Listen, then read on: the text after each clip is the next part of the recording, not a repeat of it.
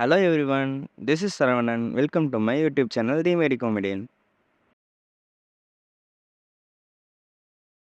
லெக்சருக்குள்ள போறதுக்கு முன்னாடி யாராச்சும் இன்னும் இந்த சேனலை சப்ஸ்கிரைப் பண்ணலன்னா மறக்காம சப்ஸ்கிரைப் பண்ணிட்டு அந்த பெல் ஐக்கானை தட்டி விடுங்க. சரி, அப்புறம் வாங்க எல்லாரும் டாபிக்ல போகலாம். இன்னைக்கு நம்ம இந்த சேனலை டிஸ்கஸ் பண்ண போற டாபிக் பேர் என்னன்னா ஃபாஸ்ட் ஹக்ஸ் பீட். இந்த லெக்சரோட லேர்னிங் அப்ஜெக்டிவ்ஸ் என்னென்னா what is fast hugs bid, what is critical care, what is the mnemonic of fast heart beat, uses of fast heart beat and explanation of each one. சரி வாங்க, fast Haq ஸ்பீட்னா என்னன்னு பார்ப்போம். It's and standardised evidence based care practice. Fast hug பீட்ன்றது ஒரு mnemonic. இது நமக்கு ஒரு systemic approach towards patient care and மேனேஜ்மெண்ட்டுக்கு ஹெல்ப் பண்ணுது. 2005 ஜீன் லூயிஸ் வின்சென்ட்ன்ற ஒருத்தவங்க தான் இந்த ஃபாஸ்ட் ஹக்ன்ற நிமோனிக்கை இன்ட்ரடியூஸ் பண்ணாங்க. அப்புறம் இயர்ஸ் லேட்டஸ்டாக அதை ஃபாஸ்ட் ஹக் ஸ்பீட்னு அப்டேட் பண்ணிட்டாங்க. ஸோ கரண்ட்லி நம்ம இப்போது ஃபாஸ்ட் ஹக் ஸ்பீட் தான் ஃபாலோ பண்ணுறோம். What is critical care? Critical கேர்னா patients with life threatening injuries இல்லை இல்னஸஸ் இருக்கிறவங்களுக்கு 24 ஹவர்ஸ் அவங்க வைட்டல்ஸை க்ளோஸாக மானிட்டர் பண்ணுறதுக்கும் அப்புறம் ஸ்பெஷல் கேர் அண்ட் ட்ரீட்மெண்ட் கொடுக்கறதுக்கும் ஒரு ஸ்பெஷலைஸ்டு யூனிட் தான் இந்த critical care unit or intensive care unit. ரெண்டுத்துக்கும் பெரிய வித்தியாசம் ஒன்றும் இல்லை. பேசிக்கலி போத்தா சிமிலர் தான். ரெண்டுலேயுமே 24 ஹவர்ஸில் ஹெல்த் கேர் ப்ரொஃபஷனல்ஸ் பேஷண்ட்ஸை மானிட்டரிங் ட்ரீட்மெண்ட் அண்ட் கேர் கொடுக்குற யூனிட் தான் இது. சரி, அப்படி நம்ம கிரிட்டிக்கல் கேரில் என்னென்ன இருக்கும் அண்ட் என்ன பண்ணுறாங்கன்னு பார்ப்போம். பேசிக்கலி நம்ம கிரிட்டிக்கல் கேர் யூனிட்டில் கேர் கொடுத்து என்னென்ன பண்ணுவோம்னா we use a wide range of equipments like starting from ICU beds with special mattress like alpha bed. இதை யூஸ் பண்ணுறப்போ நம்ம பேஷண்ட்ஸ்க்கு பெட் சோர்ஸ் வர இன்சிடென்ட்ஸ் ரொம்பவே கம்மியாகும். அப்புறம் ஐசியூ வென்டிலேட்டர்ஸ், வேல்டிபரா monitors for vitals, syringe pumps, suction apparatus, defibrillators, oxygen therapy devices, CRRT, continuous renal replacement therapy, SLED, sustained low efficiency dialysis machine, catheters, feeding tubes, feeding pumps, ultrasound, bronchoscope, 12-lead ECG machine, ABG machine, அப்புறம் basic drugs, fluids, nutritional supplements and teats. And most importantly, always ஒரு emergency airway கார்டில் laryngoscope, endotracheal tubes, tracheostomy tubes with all emergency drugs and airway instruments ஓட ரெடியாக இருக்கணும். யாருக்கெல்லாம் critical கேரின் சேவை தேவைன்னா patients with life threatening injuries or illnesses like respiratory failure, sepsis, shock, stroke, RTA, snake bites, kidney failure, heart failure, post-operative after major surgery, இவங்களுக்குலாம் critical care ரொம்பவே தேவைப்படும். Mnemonic of fast Haq bid என்னென்னா F for feeding, A for analgesia, S for sedation, T for thromboembolic prophylaxis, H for head elevation, U for ulcer prophylaxis, G for glucose control, S for spontaneous breathing trial, B for bowel care, I for indwelling catheters, D for de-escalation of antibiotics. Uses of fast hug speed in ICU. இதனால் நம்ம பேஷண்ட்ஸ்க்கு quality care கொடுக்க முடியும் and இது ஒரு செட்டிஸ்டாக கூட use பண்ணிக்கலாம். So all this increases patients comfort and wellbeing. அதனால் ஓவரால் பேஷண்ட்டோட அவுட்கமும் பாசிட்டிவாக நல்லாயிருக்கும். ஃபீடிங்கை பொறுத்த வரைக்கும் ஃபஸ்ட்டு நம்ம பேஷண்ட்டுக்கு ப்ராப்பர் ஹைட்ரேஷன் அண்ட் நியூட்ரிஷன் தான் கொடுக்கணும். முக்கியமாக கிரிட்டிக்கல் இல் பேஷண்ட்ஸ்க்கு, பிகாஸ் அவங்களுக்கு இன்க்ரீஸ்டு நியூட்ரிஷனல் ரெக்குவயர்மெண்ட்ஸ் தேவைப்படும். செகண்ட், மால் நியூட்ரிஷன் இருந்தால் இம்யூன் ரெஸ்பான்ஸ் சிஸ்டம் ஒழுங்காக வேலை செய்யாது. அதனால் ஓன் டீலிங்கும் பூராக தான் இருக்கும். அது மட்டும் இல்லாமல் இப்படி இருந்தால் ஈஸியாக இன்ஃபெக்ஷன் வர்றதுக்கு ரொம்பவே சான்ஸ் அதிகம். ஸோ இது ஓவரால் பேஷண்ட்டோட ஐசியூ ஸ்டே ப்ரோனாக இருக்கும்.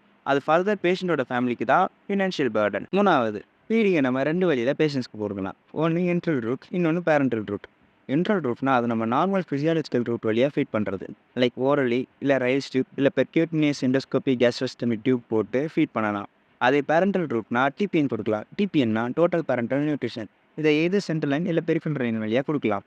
எப்போதுமே ஒரு ஃபீட் பண்ணுறதுக்கு முன்னாடி ப்ரீவியஸ் ஃபீடிங் எப்போ பண்ணாத ஃபீடிங் டியூபோட பொசிஷன் கரெக்டாக இருக்கான்னு செக் பண்ணணும் to prevent any kind of aspirations. Then feeding appropriate டேட்டில் ஸ்டார்ட் பண்ணணும். அப்புறம் எப்போதும் பேஷண்ட் என்ன டயட்டில் இருக்காங்க அதை ஆப்டிமைஸ் பண்ண முடியுமான்னு செக் பண்ணணும். அனால்ஜீசியா, பெயின் மேனேஜ்மெண்ட்டை பொறுத்த வரைக்கும் பேஷண்ட்டுக்கு பெயின் இருந்தால் போத் சைக்காலஜிக்கல் அண்ட் ஃபிசியாலஜிக்கலாக அவங்களை அஃபெக்ட் பண்ணும். அது இன்டர்டன் ஓவரால் பேஷண்ட்டோட அவுட்கம்மை அஃபெக்ட் பண்ணும். இதை அவாய்ட் பண்ண ரெகுலராக பேஷண்ட்டோட பெயின் இன்டென்சிட்டியை அசஸ் பண்ணணும். அதுக்கேற்ற மாதிரி அப்ராப்ரியேட் அனால்ஜெசிக் மெடிகேஷன்ஸ் கொடுக்கணும். எல்லா பேஷண்ட்டுக்கும் சேம் இன்டென்சிட்டி ஆஃப் பெயின் இருக்கும்னு சொல்ல முடியாது. It varies from patient to patient. So இதை அசஸ் பண்ண பெயின் அசஸ்மெண்ட் ஸ்கேல்ஸ் இருக்குது, like visual analogue scale and behaviour pain scale. அனால்ஜெசியாவுக்கு ஐவி ஓபியாட்ஸ் யூஸ் பண்ணலாம், like fentanyl, morphine and non ஓபியாட்ஸில் நியூரோபெத்திக் agents இல்லை என்எஸ்ஏஐடி, அசிடோமினோஃபென்லாம் யூஸ் பண்ணலாம். எப்போதும் பேஷண்ட்டுக்கு ப்ராப்பர் அனால்ஜெசியா இருக்கான்னு செக் பண்ணிக்கோங்க. செடேஷன், ஐசியூவில் செடேஷனோட மெயின் ரோல் என்னென்னா பேஷண்ட்ஸ் யாரெல்லாம் மெக்கானிக்கல் வென்டிலேஷனில் இருக்காங்களோ அவங்களுக்கு தான் மெயினாக செடேஷன் தேவைப்படும். செடேஷன் பென்சோடைசபின்ஸ் இல்லை நான் பென்சோடைசபின்ஸ் வழியாக கொடுக்கலாம். பென்சோடைசெபின்ஸ்னா டயசிபம், மிடாசோலம், லோராசிபம் வழியா கொடுக்கலாம். அதே நான் பென்சோடைசெபின்ஸ்னா ப்ரோபோபால், டெக்ஸ்மெடோமிடன் வழியா கொடுக்கலாம். டெப்த் ஆஃப் செடேஷன் நம்ம ராஸ் இல்ல ராம்சே செடேஷன் ஸ்கோர் வழியா அசஸ் பண்ணலாம்.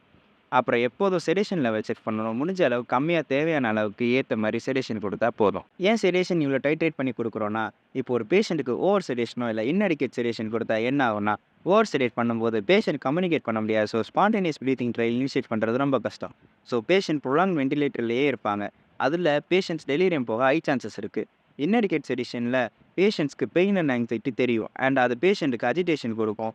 அதனால பேஷண்ட்ஸை கெத்திட்டஸ் டியூப்ஸை பிடிச்சி வெளியே எடுத்துடுவாங்க. அப்புறம் பேஷண்ட் அண்ட் வென்டிலேட்டர் டிஸ்இன்க்ரினேஷன் போகிறது கூட சான்சஸ் இருக்குது.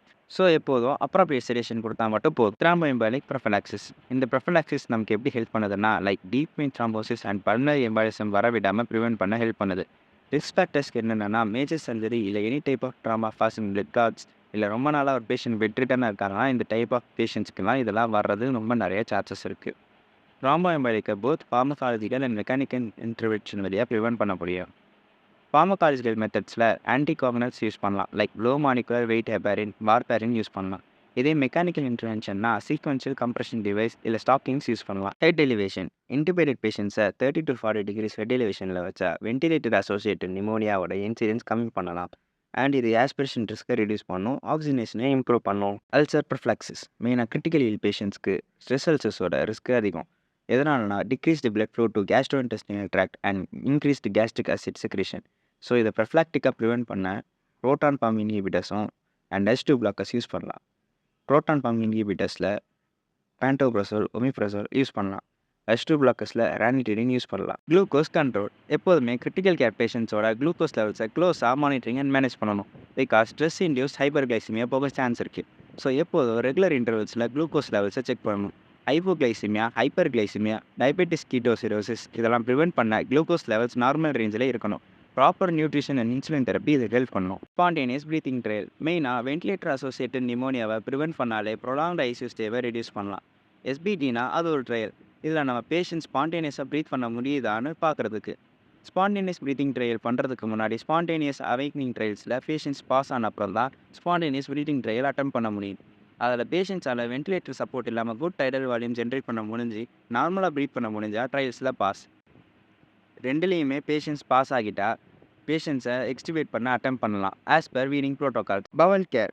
கான்ஸ்டிபேஷன் அண்ட் டயரியா ப்ரிவென்ட் பண்ண அடிக்கேட் ஹைட்ரேஷன் கொடுக்கணும். கரெக்ஷன் ஆஃப் எலக்ட்ரோலைட் இம்பேலன்ஸ், அப்புறம் good fibre diet and enema லாக்ஸேட்டிவ்ஸ்லாம் கொடுக்கலாம். Indwelling catheters. Central line associated blood stream infection, peripheral line associated blood stream infection, catheter associated urinary tract infection. இந்த இன்ஃபெக்ஷன்லாம் இந்த கத்தீட்டர்ஸ் வழியாக தான் வருது, ப்ராப்பர் ஹைஜீன் மெயின்டைன் பண்ணாதனால. இதை ப்ரிவென்ட் பண்ணுறதுக்கு எல்லாத்துக்கும் செப்பரேட் கேர் பண்டல்ஸ் இருக்குது. அதை எல்லாத்தையும் ஃபாலோ பண்ணால் இந்த இன்ஃபெக்ஷனோட இன்சிடென்ஸை கம்மி பண்ணலாம். கெத்தீட்டரோட இன்செர்ஷன் சைட்டை ரெகுலர் இன்டர்வல்ஸில் இன்ஸ்பெக்ட் அண்ட் அசஸ் பண்ணணும். அப்புறம் இது எல்லாத்துலேயும் இருந்து ஸ்டெரைல் மெத்தடில் சாம்பிள் எடுத்து அதை கல்ச்சருக்கு சென்ட் பண்ணி ரிப்போர்ட் எடுத்து பார்க்கணும். எப்போதும் ஒரு பேஷண்ட்டுக்கு ஆர்டீரியலோ சென்ட்ரல் லைனோ இல்லை ஃபோலிஸோ தேவையானு பாருங்கள். இஃப் பேஷண்ட்ஸ்க்கு தேவை இல்லைன்னா அதை உடனே அந்த கட்டீட்டர்ஸை ரிமூவ் பண்ணிடணும். Deescalation of antibiotics. Risk of antibiotic ரெசிஸ்டன்ஸை மினிமைஸ் பண்ண எப்போது பேஷண்ட்ஸ் எத்தனை நாளாக அந்த ஆன்டிபயோட்டிக்கில் இருக்காங்க, அப்புறம் கல்ச்சர் சாம்பிள் ரிப்போர்ட்டில் இனி க்ரோத் இருக்குதா இல்லையான்னு செக் பண்ணணும். வைட்டல்ஸை நோட் பண்ணிட்டு எனி ஃபீவர் ஸ்பைக்ஸ் இருக்கா இல்லையான்னு பாருங்கள். Environment and psycho social support. ஒரு நல்ல சரௌண்டிங் இருந்தால் பேஷண்ட்ஸை காமாக இருக்க யூஸ்ஃபுல்லாக இருக்கும். அப்புறம் ஒரு பேஷண்ட்டுக்கு எமோஷனல் சப்போர்ட் தேவைப்பட்டால் ப்ராப்பர் பெர்மிஷனோட அவங்க ஃபேமிலி மெம்பர்ஸை விசிட்டிங் ஹவர்ஸில் பார்க்க விடுறது.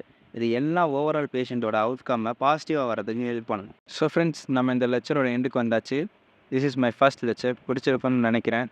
ஏதாச்சும் இம்ப்ரூவ் பண்ண ஃபீட்பேக் இருந்தால் சொல்லுங்கள். அதனால் ஃபர்தராக ஃபியூச்சர் லெக்சர்ஸ்லேயும் இம்ப்ரூவ் பண்ணுறேன். இந்த லெக்சரோட நோட்ஸ் சேனலோட அஃபிஷியல் இன்ஸ்டாகிராம் பேஜில் இருக்கும். எல்லாரும் இந்த சேனலை யூடியூப்பில் சப்ஸ்கிரைப் பண்ணிவிட்டு பெல் ஐக்கானை மறக்காமல் தட்டி விட்டுருங்க. மறக்காமல் இன்ஸ்டாகிராம்லேயே போய் ஃபாலோ பண்ணிடுவேன். அண்ட் தேங்க்ஸ் ஃபார் வாட்சிங் டிஎன் மக்களே. பாய்.